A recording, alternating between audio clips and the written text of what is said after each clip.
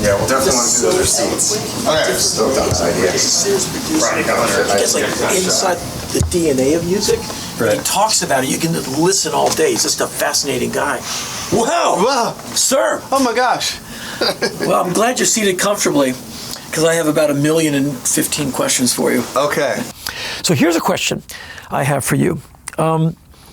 Having been touring for decades of your life, at the same time and being in arguably one of the biggest bands in the history of music, what has that taught you about humanity, like humankind?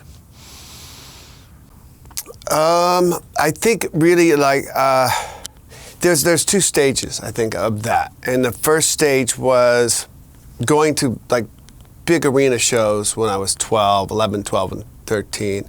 And suddenly there was these posters started to appear on telephone poles around town for DOA and the Lude and the Dead Kennedys. And I was the last 8 kids, so everybody wanted something for themselves. And I thought, aha, this is maybe the thing that I get to have for me.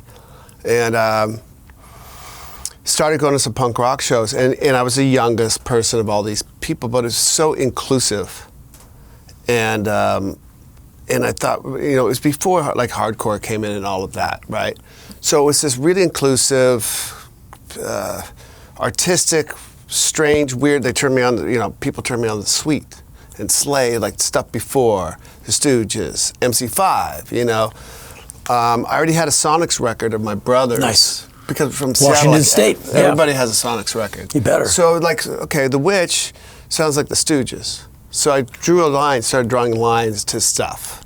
The Sweet, and then I could see that going into, whatever it goes into. Slade were kind of harder, and DOA became sort of like my Kiss. I had gotten Kiss Alive 1 just because of the cover. When I bought my first vinyls, it was Pat Travers Putting It Straight because of the cover and the back cover. Yep. I don't know if you know that record. I do. It's a guy with a guitar and a and then the record exec, and in the back the record exec's all blown up and the guitar. So I'm like, that appeals to me. But DOA, I went and saw DOA, and it was the original trio, right? Rampage and Biscuits and sadly, Randy is no longer with us. Yeah, and I've seen him. I see him like once a year. They raised the roof. You couldn't believe how 3 people could make that much energy. It was that sum of the parts thing. I've never seen a trio where you're just kind of blown all the way back. They blew my mind when I first saw them. Yeah. And when I moved down here, which was '84, and I moved here with a guitar and a bass, and I was a drummer. I wasn't really sure what I was going to do. Turns out my guitar was stolen from LA 5 years prior. I had hawked it a couple times because to make rent. And, I had a job as a cook, but I had to hawk my guitar a couple times. And the cops came to my apartment, my shitty apartment, and they said, "Do you have this guitar?" And I said, "Yeah." And right down the street from where we're sitting, actually. Yeah, right? yeah. And they took my guitar, so I was like, they knew I was too young to have stole it 5 years prior, so they didn't even bring a charge on me. And so I had a bass. So that's what I was left with. And that's right at the time when Guns started, but what kind of bass player am I going to be? Once I really dug in and this is what I'm going to do. I was halfway in on the bass, I was halfway in on guitar, I was halfway in on drums. But when I went 100% in, I referenced, of course, Rampage, Lemmy, Paul Simonon, But I want to say back to the humanity part. So I think that first part of punk rock and seeing the Clash show that I saw, I think you saw the same 79 tour, 79 tour. And there was only 100 people in the Seattle punk rock scene. Right. And that might have been 125 because I think some college kids came. But pogoing then, still in 79. And the security in the front at the Paramount didn't know what that was about, the yellow-coated guys. And they punched a guy who we knew, Jeff Larson, we knew everybody, broke his nose because they thought pogoing was fighting. And they didn't know what to do. And the Clash stopped the show. And Simonon went and got an axe from the side, like a firefighting axe. And Joe Strummer said, we'll chop down this fucking barrier. because there's no difference between us and you. We're all in this together. And that was such an informational moment in my life. Like, I'd seen Zeppelin, where they were so far away at the Kingdom, unattainable, untouchable. Right. They were Led Zeppelin, and then all of a sudden the Clash, who were as exotic as Led Zeppelin to us kids, it's 1979. They were from England. They were singing about white right, and you know, I don't know what that means. I don't know what suspect device, stiff little fingers. Yeah. Until my mom came in my living room when I was playing that. She said, "What is this band?" She looked at the cover and started crying. She knew about the troubles. She knew we're Irish Catholic. Yeah. So she started crying, like these poor boys. And I'm like, well, I don't know what you mean. And she kind of laid out the troubles and the suspect device and all of this. So that was a very informational age, learning about foreign places, seeing the Clash show where it's like, oh, they're no different than us. We're in this together. And I snuck in up the fire escape after the show and like plopped into this room, and it was their dressing room. And they didn't kick me out. I was 79, I was 13 or 14. And they like signed my ticket and gave me a water and like Papa gently nudged me out after a minute.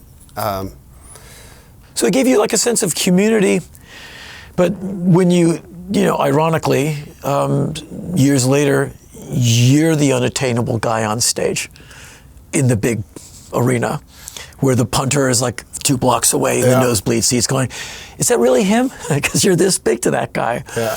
So going on these big tours, having people tell you the stories of their lives, how's that informed you as an adult and just as a human on the planet? Yeah. Well, I think, back to when our band became that big band, I think I had like punk rock guilt. I had this year or two of adjustment to that, and what's my place in this thing? I got sober in 94, and that's when I really started to become aware of a lot of things, and I had self-awareness, and through martial arts I really started taking responsibility for my past actions and actions of that day. And it really allowed me to open up my ears as well to other people. And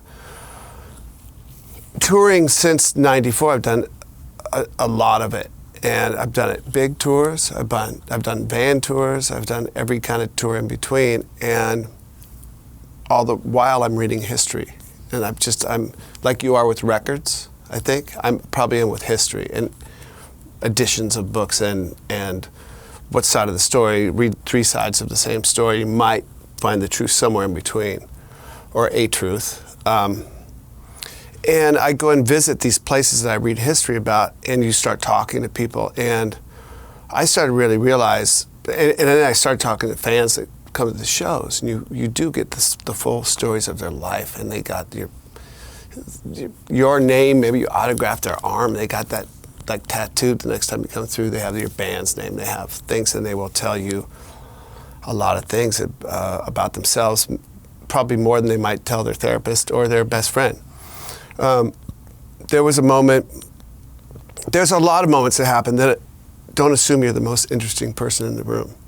You're up there playing your rock show.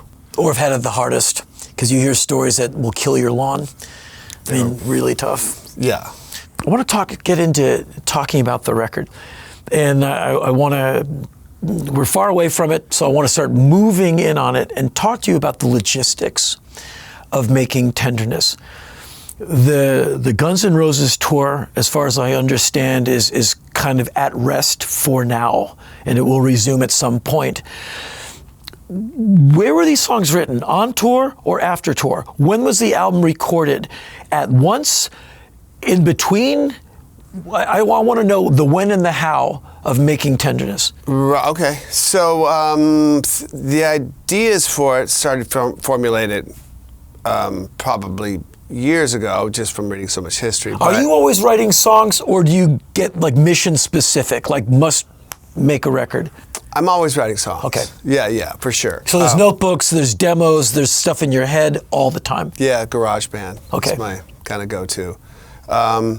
But there was that sort of October, November, December of 2015 that I got a friend of ours who used to write for Thrasher, actually the guy that set me and my wife up on our blind date.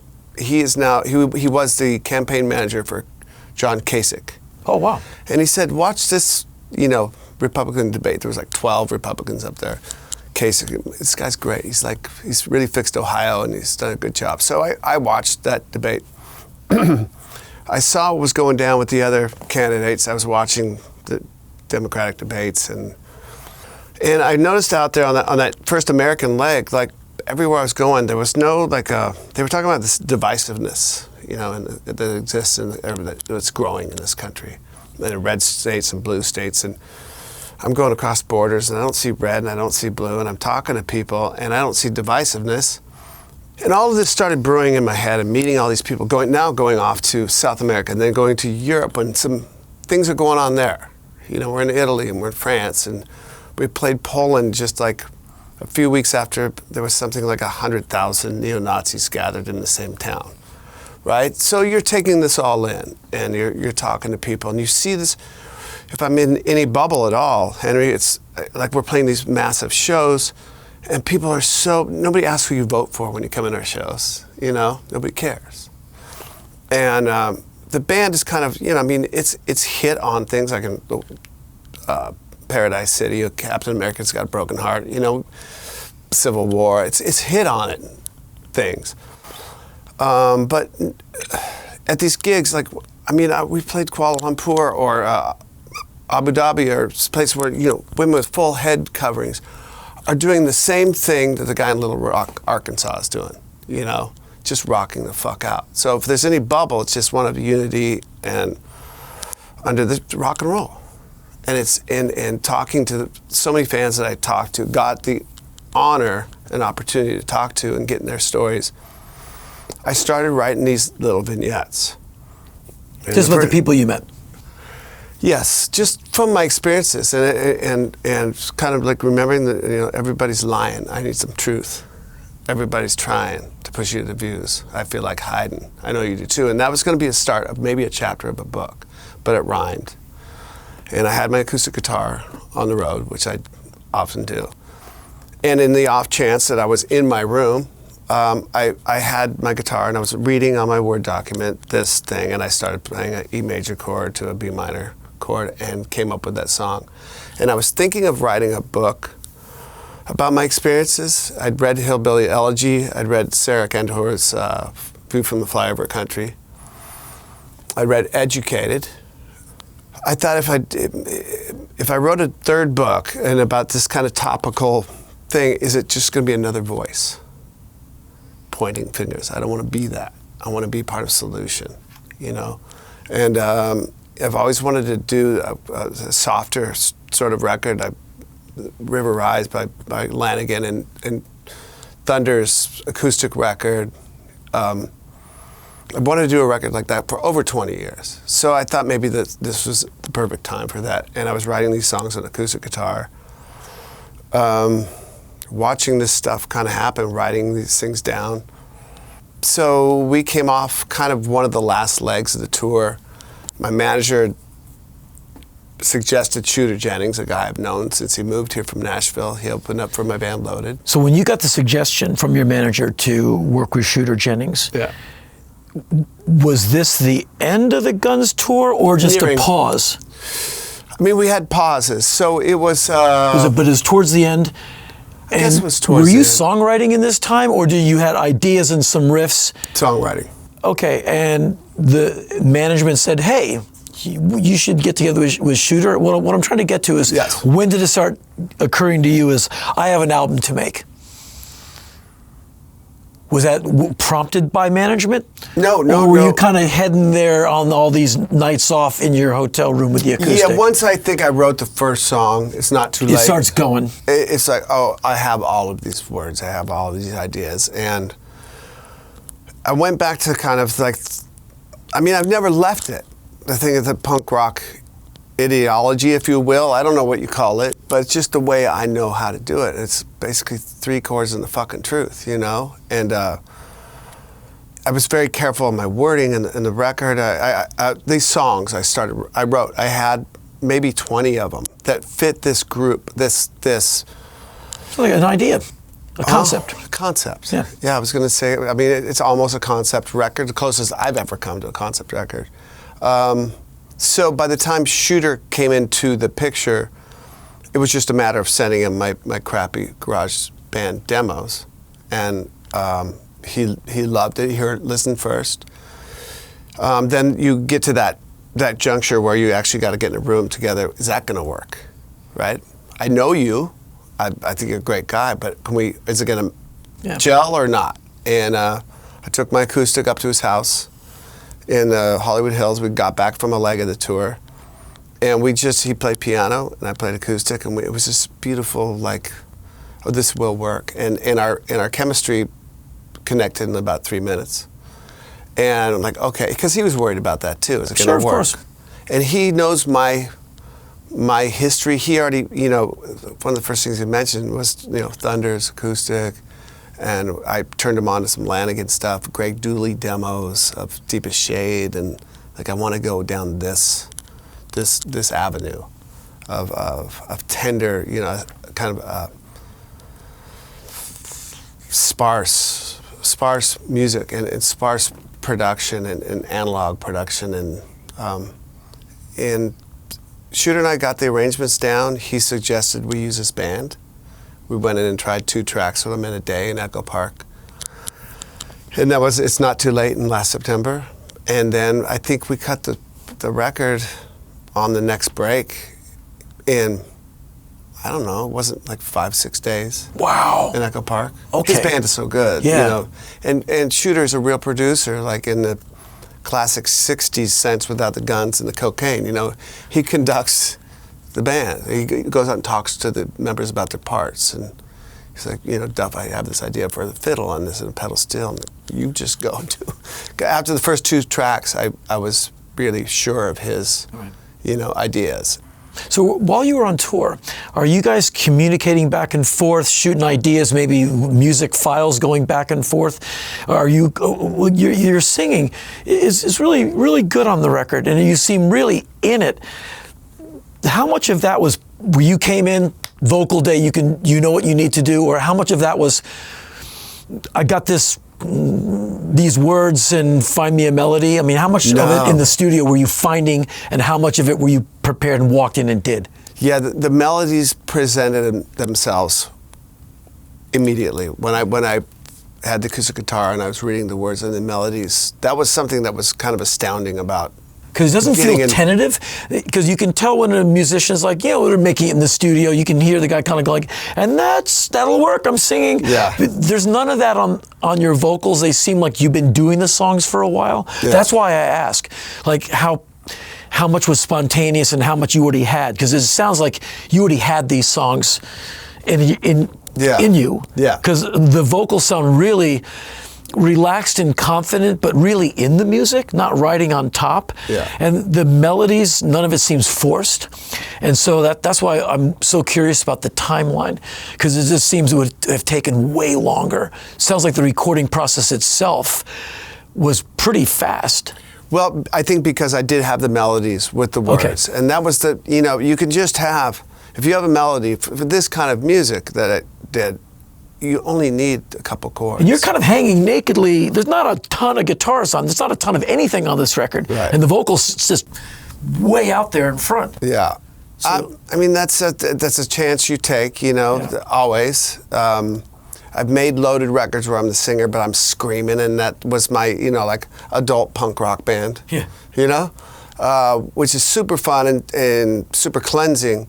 But this was something else where I'm singing lower and I have all of these really precise, for me, melodies. Feel free to correct me if I'm wrong on any of this, but I kind of know your musical history, and I never considered Guns N' Roses necessarily a metal band.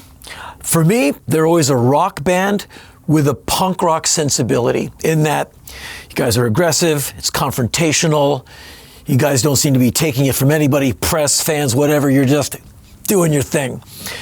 And so I think you might come from a punk rock sensibility as to why you make music. So from all that, here's the question. The question is, What is the it for you of music? That is to say, why do you make it?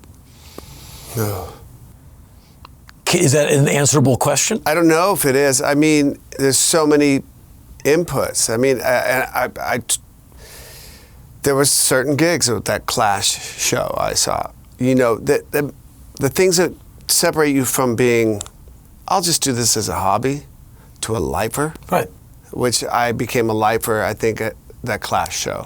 Or was it DOA when Joey Shithead, you know, broke 2 strings and said, who needs 6 strings anyway? You know, like, fuck yes. Or was it the show, the first time I saw you with Flag, you know? And I was there, I was in it. Like, my first gig ever was opening for Ron Ray's Flag. Right. And then Dez, of course, good old Dez, you know, was filling the spot and he was great, you know. A guitar player thrown into the singer role. Right. Yeah. Good at both. And he, you know, good at both, right? And then hearing the stories of you coming in, I think I read something you wrote, correct me if I'm wrong, it's my own history, but a Maximum Rock and Roll or something. Could be, or Spin. Did you write something about going to a Misfits show in New York and you were like in enemy territory? Oh, Dead Kennedy's show. Yeah. Dead Kennedy's show. Yeah. Okay. You went into New York or you went to New Jersey. We were DC somewhere. boys going up to New York, and we had to straighten some people out. Right. But They think they knew something. I knew, so we all knew about you. Like, this guy's intense and he's going to go, like, back then you think it was MAP, like he's going to go all the way from DC to Huntington Beach or Hermosa, right? Yeah. Like, he's going to, that's a thing, man. Like, how's he even going to get there? Like, those were serious questions back then. And my band 10 Minute Warning opened for you guys, and Bill Stevenson at that point was playing drums, I believe, that first tour. And you, like, so knowing the lore about you and then you, like, getting ready for that show, we never got ready for a show like Henry Rollins got ready for a show. And I stayed, like, you know, I had my Flag history, I was on point, you know? But then I saw you and I thought, I really, like, prepping for the show. And then when you did the show, it was, for me, and I don't mean to embarrass you, it was like, oh, that's how you do it.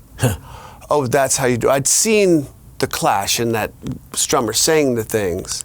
I'd seen Joey Shithead and that trio and then Dave Gregg, that DOA, that great DOA. I went to Hardcore 81. I was there, you know. But seeing you prep and do that show, prepare and do that show, it's like, oh, that's how you get, now it's time to get serious. I was playing, I was doing my thing, and that gig for me, I think was, I've told other people, I mean, that was the thing that really, like, okay, well, I'm gonna go to whatever the next level is. I'm gonna be the best that I can be. And me saying I was 50% on every instrument, I was probably 100% in on every instrument. Right. And it was an Iggy show. It was in 1980 with Brian James and that tour, right? And the Black Flag show, I think it was that 80 or 81? 81. 81. That made me really go, okay, I'm gonna be a lifer.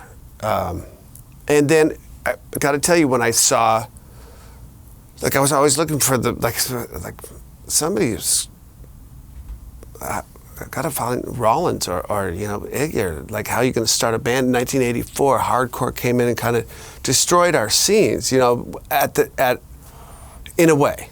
Like when the jocks came in from you know, and they're coming down here and like seeing the gangs at Cathay de Grand, right? Yeah. And I'm like, gangs? What do you mean gangs? You know, punk rock gangs? We're on this together.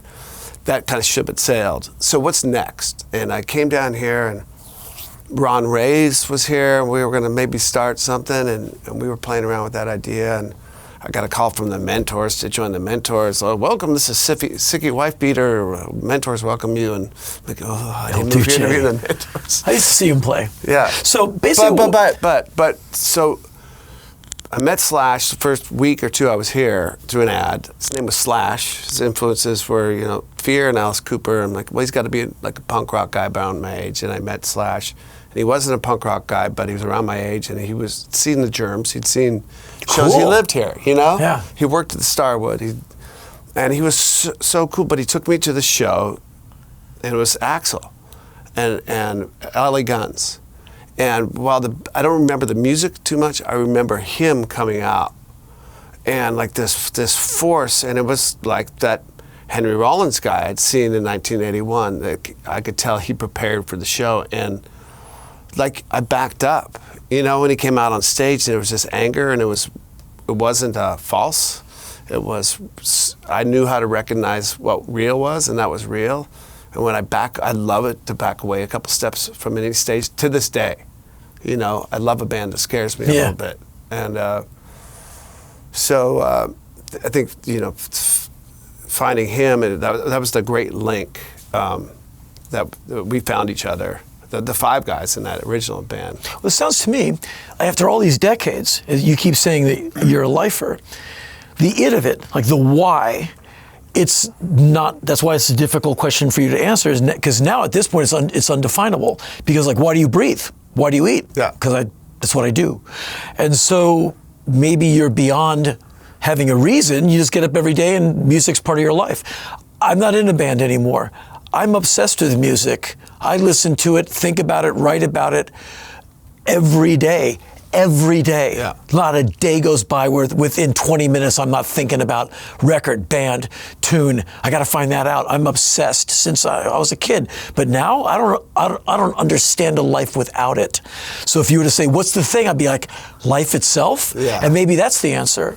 Yeah. I mean, I grew up with it. I did grow up with it. With the 7 older siblings, there was instruments around my house. Right. There was Sly and the Family Stone and James Gang and Stones playing in our family stereo that my brother brought home from Vietnam, you know? So we had music, and then when so I knew like, oh, I was made to like keep time, throw a shoe at you if you screw up, you know? Like, so I was, you know, I learned to play Today's Your Birthday song by the Beatles, my brother, because he wanted to go to the school and play it for these kids. But there's the blues major scale. It's all I needed to learn for the next 30 years, really. The Witch. Okay.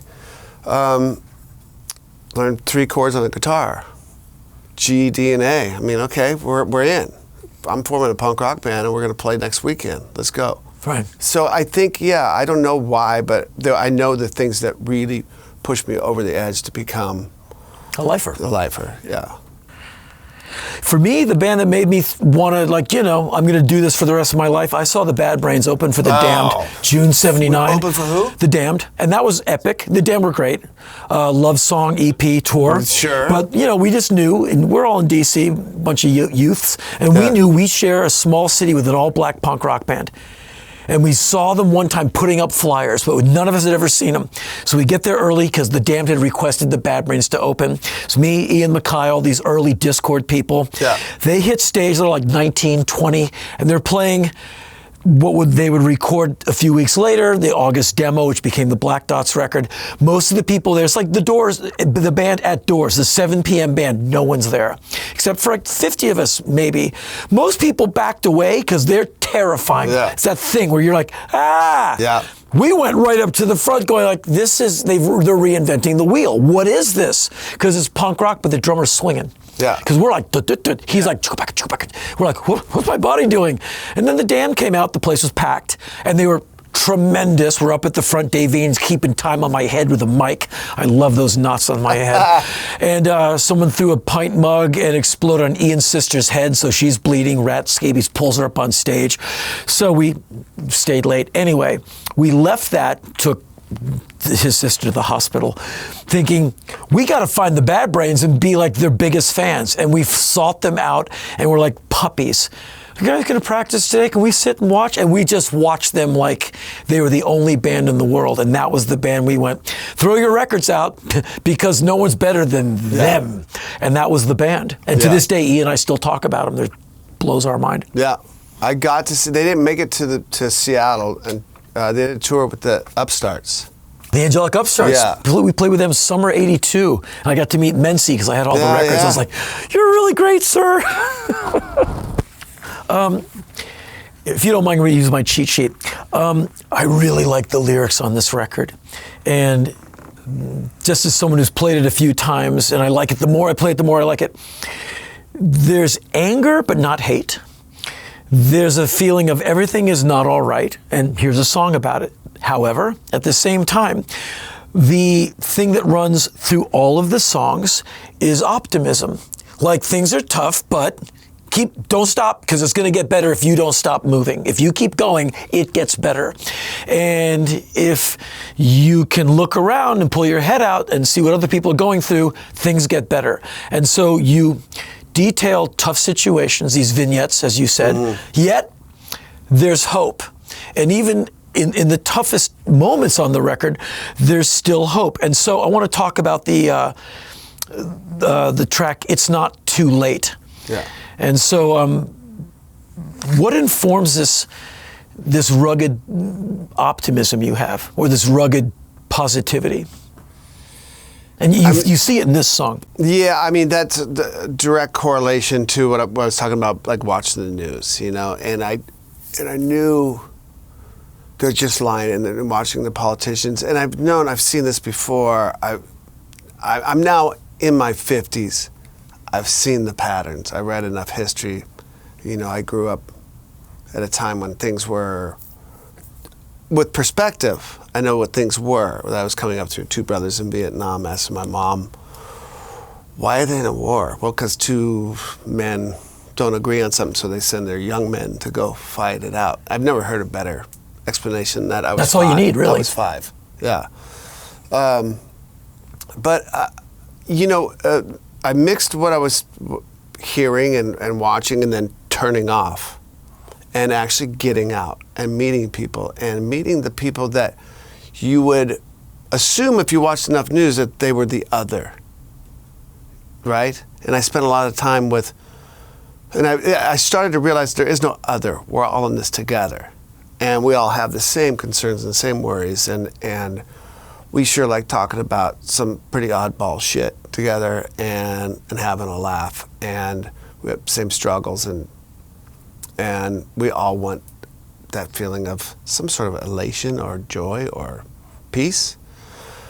This song I had, it was really written as a chapter beginning, but it really just rhymed, and that really started this whole shenanigan of a record, you know? Another song, and perhaps my favorite single line of the entire record, is in the song Last September, and the line is, "Mama didn't raise a man." Yeah. And that's like a really heavy lyric. Domestic violence, and you know, why did he beat her up? Because his mama didn't raise a man, because no man would do that. Right. So was that again from hearing stories people would tell you about what they had been through? Yes, and I'm the father of 2 daughters. I have 3 older sisters. I have a great wife, and when our first daughter came out, my wife had the daughter. I was just there. But when we didn't want to see what kind of child, a male or female. Right. And when she came out, I had this light shine around me. Like, oh, your purpose is to be a father of daughters. And things just changed for me from that moment on. We had a second daughter, and it's like, okay, you're a protector of women. That's your job. When they're little girls, and even now they're 18 and 21. I mean, at my house, I will, you know, if I do this, my daughters will go, that's 6 months in the hospital. It's a sudden death. Okay, Dad, we get it. You know, any boy that messes with you, it's an inside joke, but it's only half joke. Yeah. You know. I wrote a song called "Follow Me to Hell" for my band Loaded, and we recorded it, and it's I don't know what I'd do if I ran into you. And this was about a story of a girl in San Diego and a guy that killed her. She was 15, raped her, choked her. They found him. It's 2011, and I wrote this song of complete anger, how I would put me in a room with that guy, you know. And this whole record is taking a step back and getting a bigger viewpoint, maybe 10,000 feet above. Just take let's get a wide angle on this. And I wrote this fictional story of this girl and this maybe guy at work. And what is the thing that why did he do this? You know, and it's simple, the simplest phrase I could come up with, and it just hit me like, his mom didn't raise a man. That's it, you know, and that kind of, at least in this song, it does address that circle of abuse, you know. My favorite song on the record, Wasted Heart, seems to me somewhat autobiographical. Yeah. Where you basically say, I screwed up every possible way, but you did not leave me. Yeah. And I love that because it's basically, it's like dedicated to perhaps your wife, because I don't think I'm talking out of class. The song explains it. You probably put her through some hell at times. Yeah. And so you're still together. And so this song is basically saying, I smashed my bones on the ground and you picked me up. Yeah. I really admire the nakedness and bravery of that. It's a beautiful love song, and the strength of it. How did you deal with coming back, fixing yourself, and moving on? I mean, that would have been harder than being the screw up, is not being a screw up, and like saying to your wife and family, where do we go? Can we keep going? Yeah. There's another song, Falling Down, on the record that really kind of, it was a result of me reading J.D. Vance's Hillbilly Elegy, and I kind of like made a vignette from that and was going to start writing about that. And that's about the prescription medication epidemic that's going on in this country. And yeah, you mentioned it in the song. Right. Oxycodone. Yeah. And I was hoping Wasted Heart, it's dedicated to my wife, and it's a real, you know, here it is sort of song. Yeah. Mea culpa, you know, I did it, Yeah. you know, and thankfully with, you know, the help of my wife, I came out of it. Yeah, and that way, when you talk about in the other song, you're not being judgmental. And that's another thing I like about the lyrics. There's no judgment. There's just evaluation and observation. Don't look behind you. I really like that song. What do you make? You know, from that song, I wanted to ask you this question. 2019, where do you reckon, here in America, where we are? Like when you just look at the overall from the 10,000 foot elevation and you look down, what do you see? The first thing I see, because I do have these two daughters, 21, 18, I know them and all their friends since they've grown up, right? And the 18-year-olds and my 18-year-old and all of her friends are silently, they're not really loud on social media. They're not really loud as human beings. And this goes across the board to her and all her friends, male and female. They're silently taking this whole thing in. And they know they're next. And I've had talks with them about it. Like, what are you guys going to do? What are you planning on doing? Because it's really their world, not we're going to change yours as everything. much. We're going to change everything. It needs it. I'm like, okay. Sorry. Did my best. I was in punk rock bands at an important time, and you know, I tried to get all my information in there. And I wrote this record, you know, what did you do when? You know, for my daughters, so they, you know, Dad, what did you do when we were in trouble? What did you do when there was school shootings? What did you do when there's an opiate crisis? What did you do when there was this perceived divide? And this is my attempt, this record of here, girls, this is what I'm trying to do.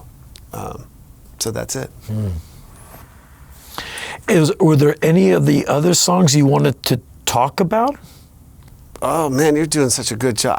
Well, these are the ones that really jumped out at me. Am I answering all this stuff way too long? No. By the way, you're fine. I'm half freaking out that Henry, like when I almost lost it crying when you brought Wasted Heart, because it's Henry Rollins. It's so poignant. I mean, I couldn't not talk about it. And you and I both have there's a lot of pages we both land on, because in Los Angeles, you know, it's not for me to tell you what, but in Los Angeles in the 83, 84, it was like everyone was given a free duffel bag of heroin. Like you'd go to Denny's, the one near the 101, and with your omelet would come a side of heroin.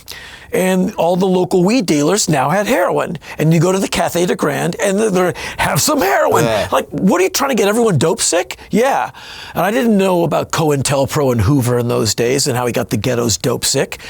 I think they were trying to kill punk rockers. And you and I both have a lot of dead friends. Really bright, high-spirited people who went down a bad road and they got. The best of people. Yeah, The the most imaginative poets and bright-minded, You know, hilarious people. I worked with him when I moved here, and he was our first manager for Guns N' Roses, was Black Randy. Do you remember him? I saw him one time in my life, looking really bad, sweating. Yeah, of course. Walking by me and Dukowski in the Lower East Side. We were waiting for the band to come out of a little diner. Went, whoa, is that the Black Randy? Because I had the records. He went, yeah, and he kind of looked at us. He recognized Chuck and went like, and just ran. Yeah. I was like, whoa, and he weighed like nothing, and then he was gone. A bright mind. I mean, And beyond subversive. What a brain. Yeah, but like later in life, now that like that first wave of the 20s and 30s somethings died, now the survivors, which are you and I and somebody like Slash and it was Weiland, you know, who turned again, took a left turn, and Scott, that left turn's going to end with death. You know it, and I know it. No, I'll be okay. And it ended that way. And we had words about it, you know, like honest words about it. So he died in that back lounge of a bus in a parking lot in Minnesota or something. And I went to a service, went two services for that, and I was still like, where do I put this in my life? And Prince really hit me. We just started the Guns thing. I've been, as much as the Henry Rollins experience that I told you about in '81, Prince also had that epic. He's all in. Ness. Yeah. He was all in, and Something in the Water You Drink, songs like that, just got me through, like that first breakup. Got me through, like, I'm gonna move to LA. I'm gonna listen to this song. It'll get me to LA. Just listen to it. It'll get me. You're all alone, but you got this record. You got My War. You've got 1999. You got It's Only Rock and Roll. That'll get you to LA, right? Just keep listening to it. You won't have a panic attack. You won't have a thing. You know, you'll be okay. But so Prince, he died, and we were in Mexico City. We just played the first weekend at Coachella. The band's back together. It's like a big, you know, like, I'm back with the guys. It's like, and it means something, you know, and I'm aware and I'm cognizant, and I've reckoned for my past wreckage, you know, and I've said it out loud, and everything feels amazing. And we're in Mexico City, and I get a text from Axe. He's like, I'm really sorry. And you should probably turn on the news if you don't know. And I turned on the news, I saw that, and I wept. And then Chris, you know, and Chester was a great, like, family friend, you know, him and his wife and kids and stuff. We go to dinner, and the song Feel, I kind of blended just those four recent losses and wrote this song. And again, the song wrote itself, the melody wrote itself in about, you know, somebody joked. I mean, it wrote itself in 3 minutes. It's a 4-minute song, but it really wrote itself that quickly. So that's an important song to me. I think they're all, like, Chip Away is important to me. They're all, we pared it down from 18 to 10 that's on the vinyl. It had to be very, like, and 11 on the CD. And Cold Outside is, you know, obviously a perspective of that, get into your car really fast and have your keys in the hand. You don't make eye contact with the homeless guy on the street. But, you know, if it wasn't for, I grew up with Depression-era parents, you know, so I've always had this fear of, like, I'm one bad step away from living on the street. There's something that you've been doing, which I really want to talk about, because I admire it and I'm all for it. You have quite the activist sensibility, And so you're working with people in Seattle, and I want to talk about that. So flesh that out for us. Well, I mean, the idea of writing this record, or previously it was going to be a book, right, always was going to have an activist element to it. And by activists, you conjure up all kinds of different things. Sure. I simply only I was able to connect with people, not just in America, but all over the world. And I see that one person talking to another person can maybe solve one little problem. Yep. But if they do it together and maybe they get one other person in, maybe they can help a couple of things. Right. Again, it's not the presidents, it's not the kings and queens, it's not the war makers, it's us. Right. Right. And Union Gospel Mission, my brother-in-law back in the 80s, later 80s, he lived on the street and he died right around, and they took care of him in his last couple of years down in the streets of Seattle. So when my sister passed away a couple of years ago, all proceeds, are funds for memorial would go to the Union Gospel Mission. So there's kind of a family connection there. And when I wrote "Cold Outside," the song on the record that deals with homelessness, I thought, okay, well, how do I address this? Well, there's Amazon had just pledged $500 million to Seattle homelessness. Okay, where's the money go? Pearl Jam had just done these home shows last summer, raised $10 million for homelessness. Where does it go, right? And I want to find out, not just necessarily where the money's going. I just want to see what the root is. I mean, if I'm going to get fans involved, which through Propeller I aim to and have, I've got to vet it myself. Yep. Right? So I've gone into what's called the Jungle in Seattle, probably one of the worst in the country. Places underneath the I-5 and the 90. Yeah, there's life for homeless people there. Yeah. As a young man touring, I'd never seen someone who that's who they are. I saw that also in places like Denver and Portland. You're like, wow, this is forever for this guy. Right. It's heavy. Yeah, and it harkens back to for me punk rock days when there was those kids, those punk rock kids who would take the trains. You also met a lot of punk homeless kids too. A lot of them, and they take the trains from Vancouver, BC. They would get off the train at the border, run around the beach, and get back on the train. These guys were committed, they were homeless guys, mostly guys. So I remembered all that. These guys, the Jack's skate team, and all these guys would take the trains and live like hobos, the romantic notion of that. But some of them didn't end up well for them when that heroin we talked about before came in. So I went into the jungle for the first time.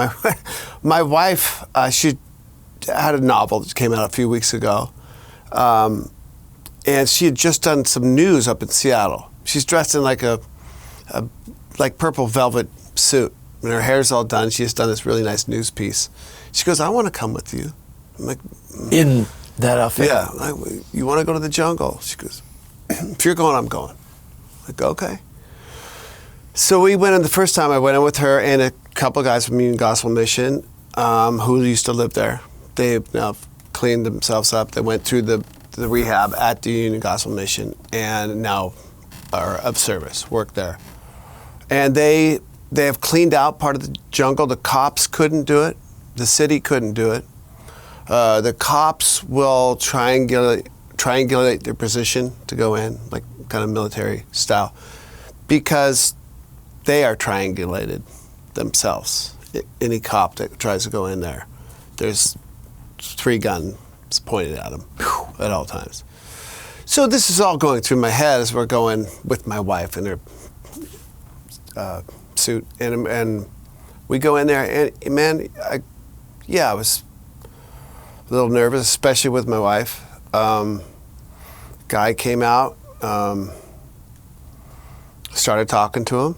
He didn't know really they didn't know who we were. We had some sandwiches and some socks and down at the van. And he was into industrial music in the 90s. He played in some bands. I'm like, okay, yeah. I mean, I listened to a lot of stuff, and he goes, I worked at this club in Seattle for like 5-6 years.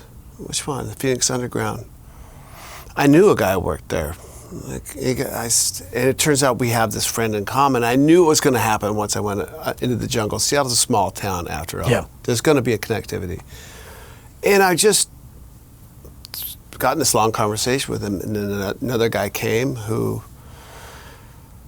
started just talking to. Susan was talking to a woman who lived in there, and they ended up talking about beauty products. My point is, we were just having conversations about human stuff. Nobody asked us for a dime. We had sandwiches down at the van. You guys want to come down? They did. We all went down to the van.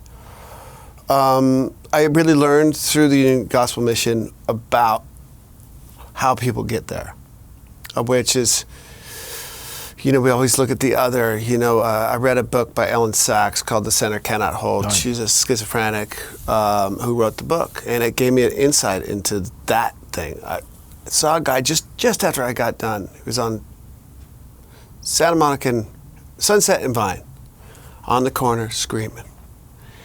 And once I read the book, all of a sudden I had so much empathy for this guy.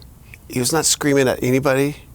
He was screaming at something imagined. And in reading that book, Center Cannot Hold, is exactly like going to the Union Gospel Mission, getting the facts kind of behind the things, unstigmatizing the whole deal. I don't have a solution, but I know now. I've gone back again to the jungle on my own this time. I went back last Saturday and went to broader parts of the jungle, met more people. They'd heard about us coming a couple weeks before and just being cool. So now I'm okay going in there, I guess. So I want to try to figure out some way to connect maybe fans with a part of this mission. Maybe if it's in Seattle, great. If it's in someplace else, great. And I think that if any change or breaking cycles, you got to recognize them first. And I think by doing this, I learned so much about this youth, something that happens in a lot of these people's young lives. Okay, I didn't know that before. I thought, what do I think? Just like doing drugs and not paying taxes, paying taxes, no one to pay taxes and fuck paying rent. I was so wrong, I think all of our first uninformed judgments are that stupid. Yep.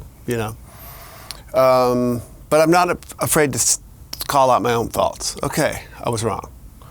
And but I think maybe just taking the stigmas away will at least bring another level or layer of connectivity that can be helpful.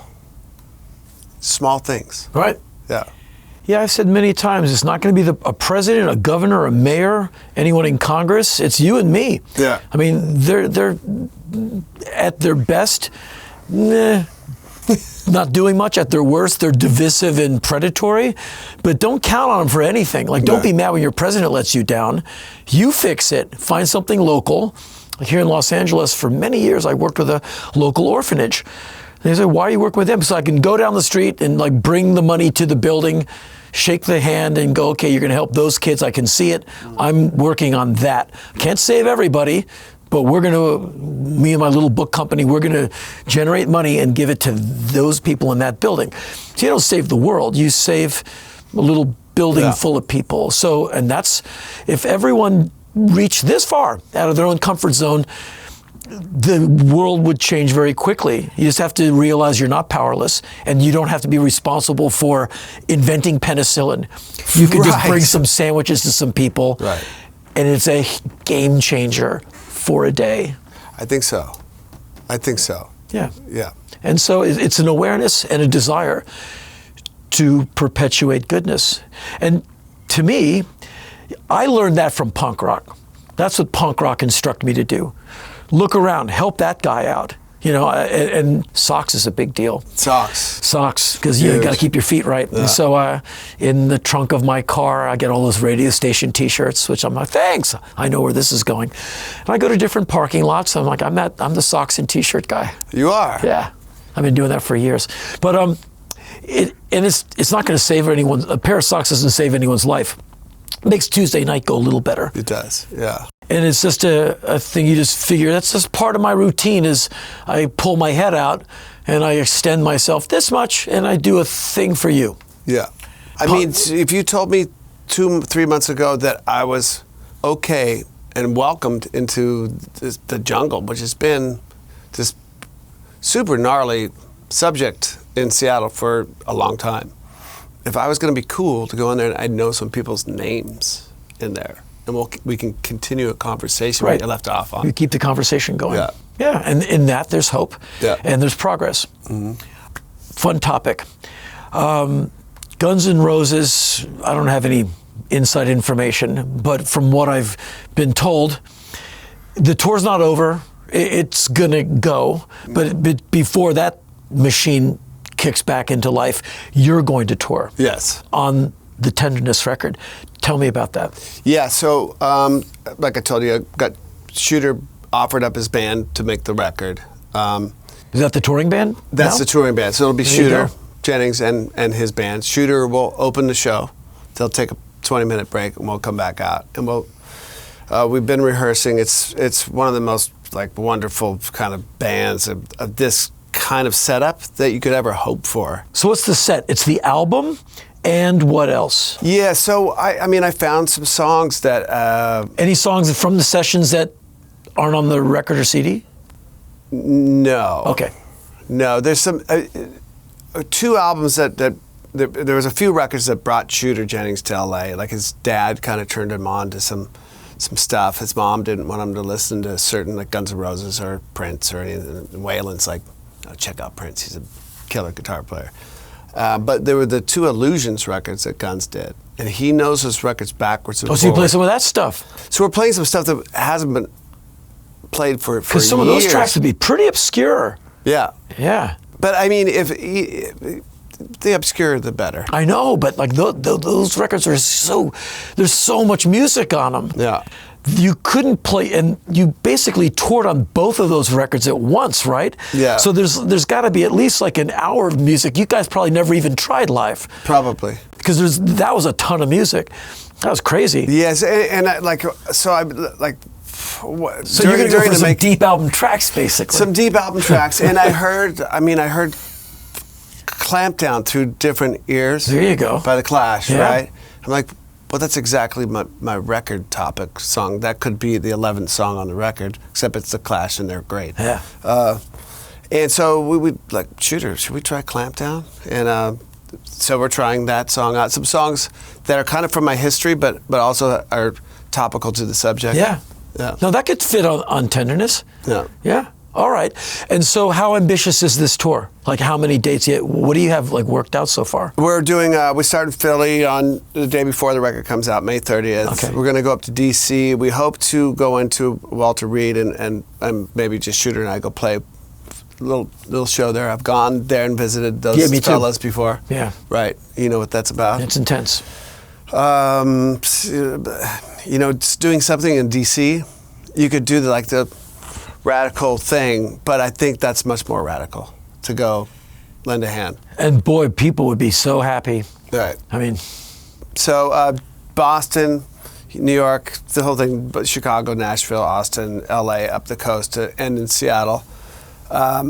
Shooter tours a lot. Guns has some work to do, so we'll take a little break. We're going to go over to Europe at the end of August, and Europe and the UK, and do the London show in Manchester, and some cool festivals that I would never get on with Loaded or Guns or whatever. Some festivals I'm really looking forward to being on. Cool. Experiencing that, and I've been categorized like for the first time ever, like on whatever it is, streaming site in Europe is Americana, the record.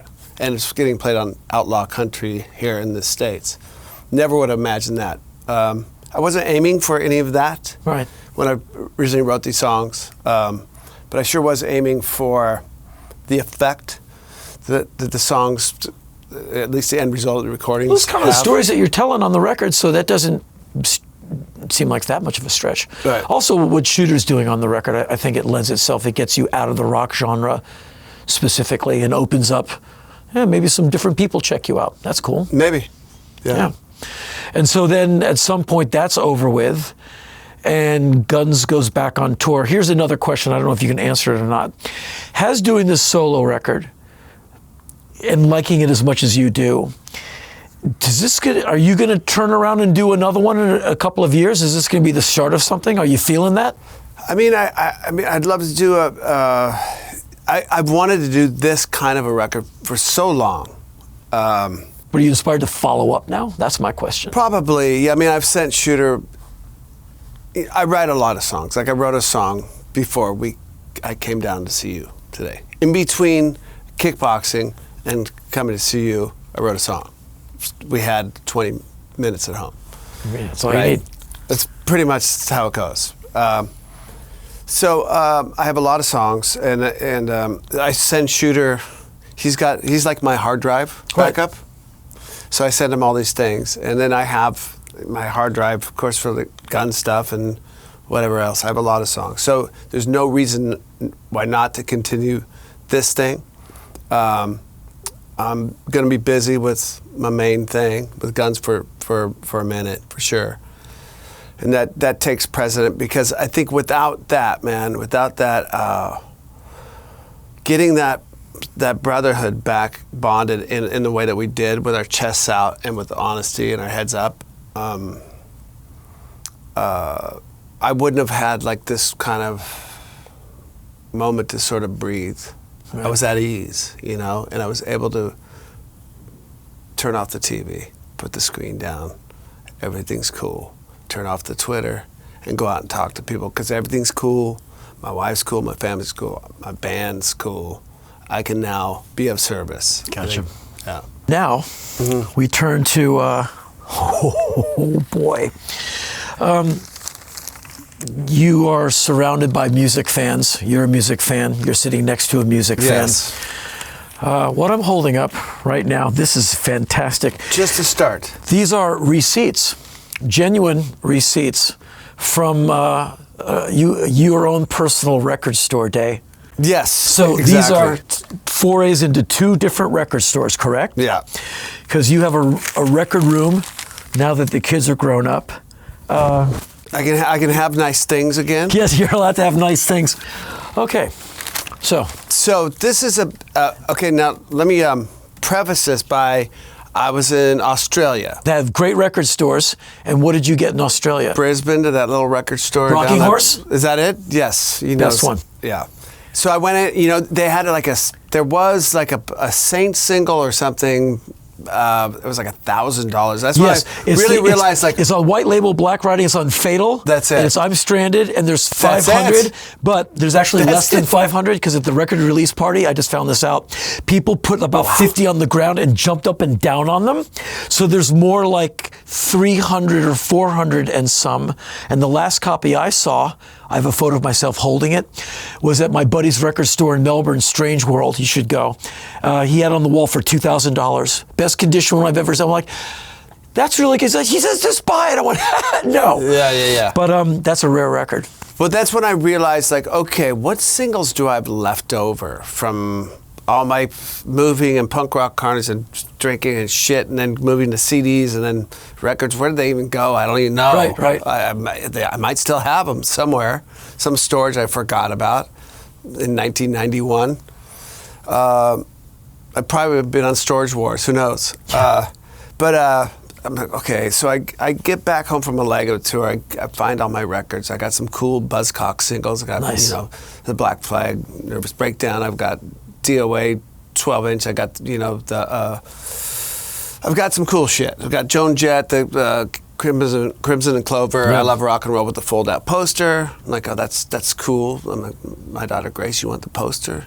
It's like, Dad, you better just keep that together with your stuff. But I realized, I can spend if I want to get the original stuff. I don't know how committed I am. The room is getting built, but I need this music, and I need it on vinyl.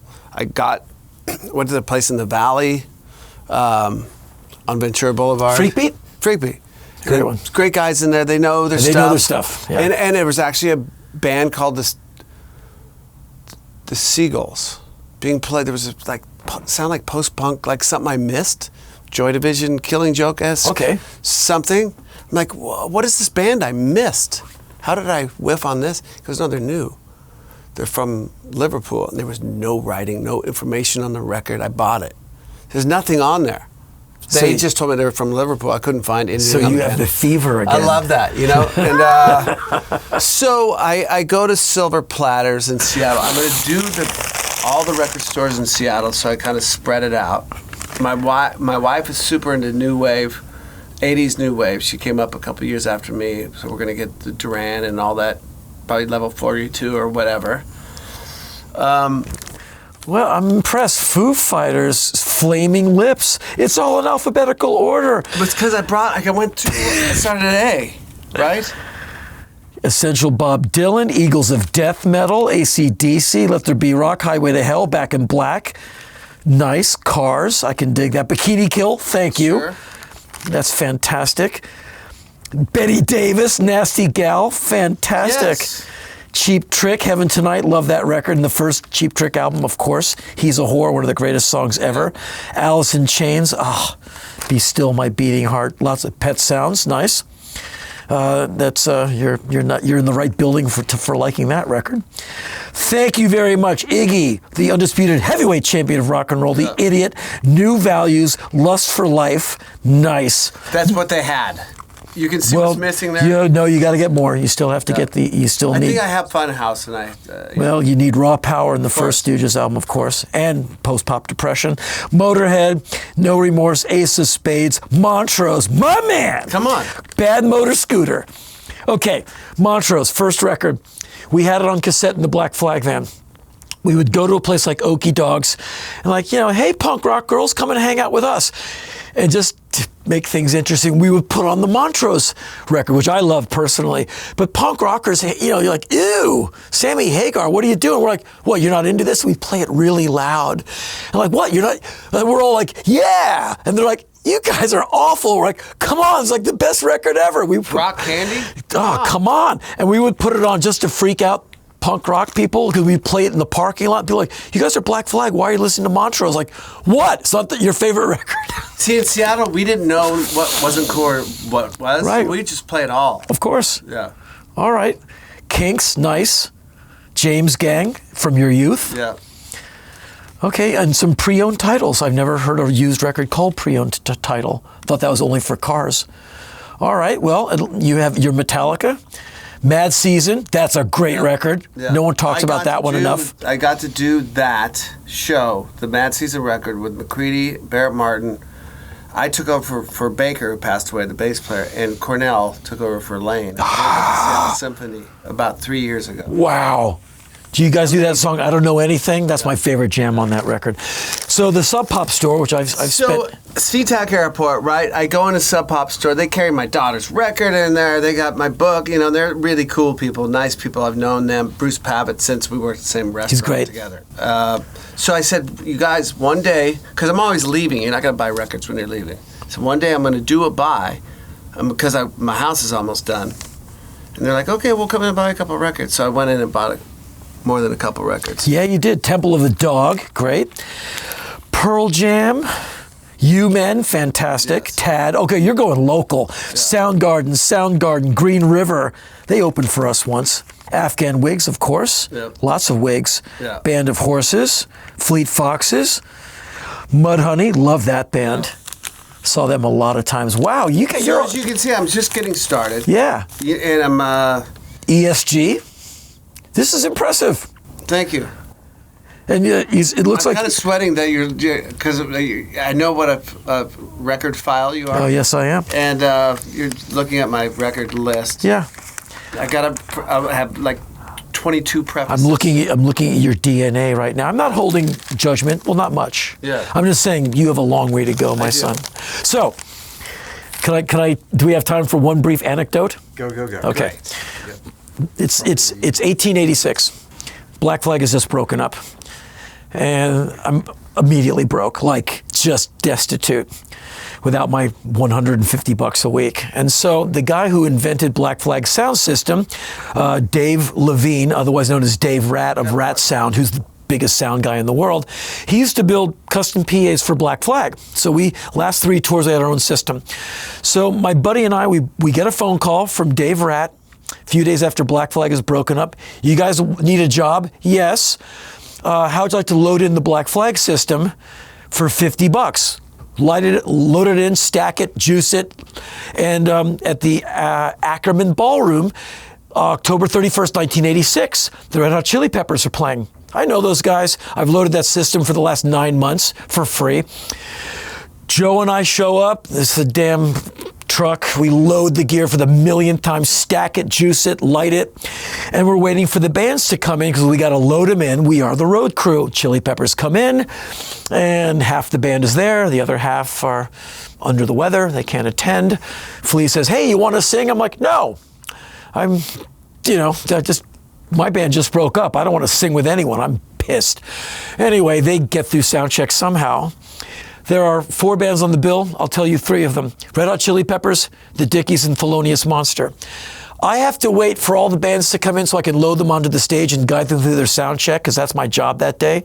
I got a lunch break where 10% of my $50 went away. Anyway, there's a band that's opening, and they come in with their screwed up gear, torn covers, about 7 minutes before doors. That's so not what you do. They smell like they haven't showered. It's a band called Guns N' Roses. You might remember this. You guys come in with your gear and it just looks like it's just been dragged. We load you guys on stage. You sound check with It's So Easy. We're like, it's cool. Within 5 minutes, the doors open and like 40 people. You are the bandit doors. 50 people run right to the front of the stage. And your vocalist says, hey, we're working on our first record. Yay! This band has a little group of fans. People are drifting in. And I'm with Joe. We're standing in the middle of this gaggle of people, and you guys start playing. Joe and I look at each other. We're like, whoa! It blew our doors off. I said, it's like the Sex Pistols meets Aerosmith. Damn. And so he said, what do you think? I said, they're going to be huge. He went, how do you know? I said, look at the soundboard. And there's all these record company people, those stupid bomber jackets they used to wear, all fiddling with the soundboard, like playing, like pushing the faders around. I said, that is a bidding war about to happen. I've seen a few things. And he went, really? I said, They're being fought over because there's like a few different record companies all to each other while you guys are playing. The Dickies go on, they're wonderful. Thelonious Monster goes on and they're wonderful. The Chili Peppers went on, and I've seen them at least 80 times. Not the best set I've ever seen them do. And, everyone leaves. We're loading out the PA. And I thought to myself, man, that opening band, they kind of wiped the floor with everyone in the building. And that was you guys. And I still have the flyer. And so that's the first time I saw Guns N' Roses. I was very aware you were at the show. Okay. Yeah, I was supremely aware. I did not know that. I was about 4 paces from the stage. Yes. Me and that tall guy next to me is my old roommate, Joe. And, we were the road crew. We loaded you in. I saw that you didn't leave. That gave me hope. Okay. Yeah, kind of like you just I don't know if we've ever had this conversation. No. I did not know that you knew that I was watching. No, I did, and I did. Because you are Henry Rollins, and this is kind of the reason I'm doing this at such a pace and with the intent that I was then in. And there you are, and I was very aware of it. Kind of like you going through my records just now. Yeah. Kind of sweating, a little shaky. Like, am I okay? Oh, you guys so delivered, though. It was so different. It was so angry and happening, but rocking. But I had heard somehow then that Henry, I don't know how I heard it, but that night or next day that you thought it was cool. Huh. And I'm like, okay, well, then we're good. All right. Then we're good. Yeah. But you guys already had your own audience. These people ran right to the front. And when Axl said, hey, we're going to release our first record soon, and like, yay! I mean, everyone was like, into it. So you already had people. Yeah, that was what would have been our Live Like a Suicide. Like that's it. Yeah. And but it wasn't out yet. And he told the audience, and I didn't know. I'm like, all right, whatever. And the audience went, "We," and then you guys started playing. And I was like, okay, wow. Earned the respect, because in those days we hated everything. We're so angry at the we're like, every band sucks. And I was like, nope, not them. That was good. And so I have the flyer. That's amazing. And so I wish I had that stuff. I loaded your gear, man. I didn't know you loaded the. We had to hump that stuff onto stage. Thank you for your side of that story. Yes, sir. Yeah. No, that gig Shit, I knew it. blew my mind. I was right. There you go. That wasn't a story I made up in my head. We've got history, dude. Clearly. Wow. It's pretty cool, right? Oh, shit. Yeah. Yeah.